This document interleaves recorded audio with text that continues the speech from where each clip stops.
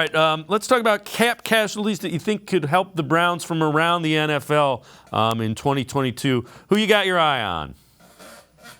Ooh, there are a lot of names out there that could be interesting.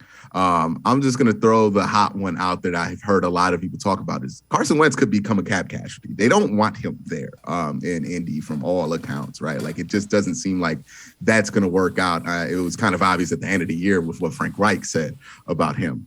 He could be out there and he wouldn't be a replacement, right? Like you don't bring him in to start over Baker Mayfield, but you do bring him in just in case, hey, what if Baker gets injured again? We know that he can get injured. He's been injured, 3 out of his 4 years in the NFL? What if he gets injured again? You have somebody to bring in that has a higher ceiling than what Case Keenum has had.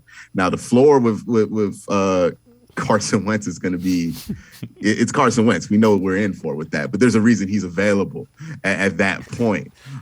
So there are a number of guys. There's a lot of defensive ends that would be available just because of cap casualties. This is the year that if you can't re-sign Clowney, you're not going to be in trouble just because there are like 5-6 guys that might be available that fit the Clowney role in free agency. So it's going to be interesting to see who gets let go, who doesn't, because the cap has been in a precarious situation with all of these NFL teams. Some of these void years are starting to add up with these teams, so they're starting to get in cap trouble.